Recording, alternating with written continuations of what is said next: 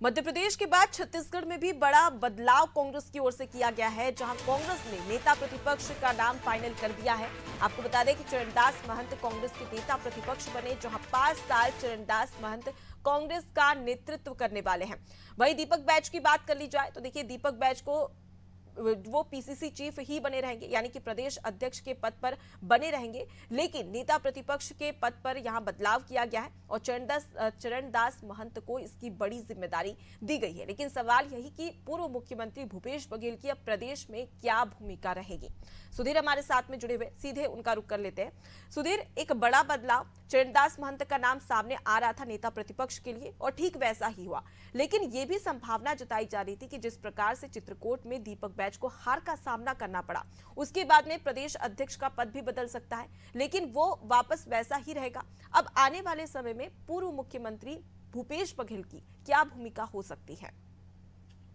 जी बिल्कुल, अगर बात करें लंबे समय से जिस तरीके से नेता प्रतिपक्ष को लेकर के चर्चाएं चल रही थी, परंतु कल देर रात जिस तरीके से चरणदास महंत को नेता प्रतिपक्ष घोषित किया गया, जिसके बाद कहीं ना कहीं अब नेता प्रतिपक्ष का जो नाम है वो फाइनल हो चुका है। अब अगर बात करें दीपक बैज की, तो जिस तरीके से चित्रकूट में उन्हें हार का सामना पड़ा, परंतु जिस तरीके से पार्टी द्वारा उन पर विश्वास जताया गया है, उन्हें प्रदेश अध्यक्ष के पद पर निरंतर जारी रखा गया है, जो कहीं ना कहीं दर्शाता है कि जो पार्टी में उनकी जो दीपक बैज को लेकर की जो रणनीति है वो कहीं ना कहीं आने वाले लोकसभा चुनाव को लेकर भी है। क्योंकि अगर बात करें चरणदास महंत और दीपक बैज की, तो दोनों ही पार्टी को एकजुट करने में जुटे हुए, क्योंकि जिस तरीके से बीते दिनों जिस तरीके से जो कार्यकर्ता थे उनकी तरफ इस्तीफा भी दिए गए लगातार, जिस तरीके से हमने देखा था पिछले दिनों भी कि कई ऐसे दिग्गज नेता जो कांग्रेस के हैं उनके द्वारा इस्तीफे का सिलसिला लगातार जारी था। और अब देखने वाली बात यह हो कि आने वाले समय में जो लोकसभा चुनाव होने वाले हैं उसमें कांग्रेस द्वारा क्या कुछ रणनीति रहेगी, क्योंकि एक और जहां बीजेपी सत्ता में आ चुकी है प्रदेश की 11 सीटें, 11 सीटों में 2 सीट ऐसी हैं जिन पर कांग्रेस का कब्जा है। क्या इस बार लोकसभा चुनाव में क्या कुछ हमें फेस बदल देखने को मिलेगा प्रदेश की राजनीति में, या फिर या कुछ अलग हमें देखने को मिलेगा? अब देखने वाली बात यह होगी कि किस तरीके से कांग्रेस इस बार प्रदेश में कार्य करने वाली है, क्योंकि इस बार विपक्ष में भी है। पिछली बार तो अगर बात करें, पिछली बार 2018 में हुए चुनाव की, तो उस बार सत्ता में आई थी, परंतु इस बार विपक्ष में आ चुकी वापस से। जो अब देखना खास होगा कि आने वाले लोकसभा चुनाव में क्या कुछ रणनीति रही, क्योंकि एक बार जिस तरीके से चरणदास महंत को प्रदेश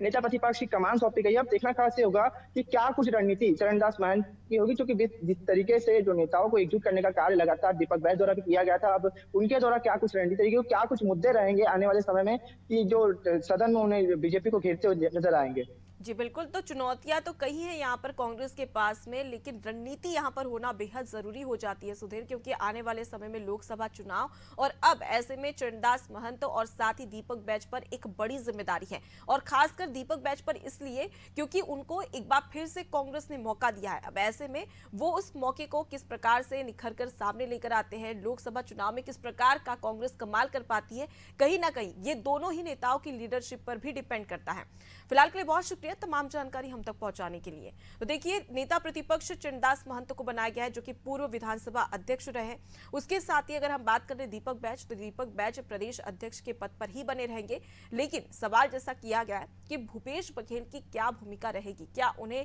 केंद्र में कोई जगह दी जाएगी या फिर प्रदेश में ही वो रहने वाले हैं। अब ऐसे में देखने वाली बात होगी कि आने वाले समय में और कौन कौन से बदलाव कांग्रेस में देखने को मिल सकते हैं।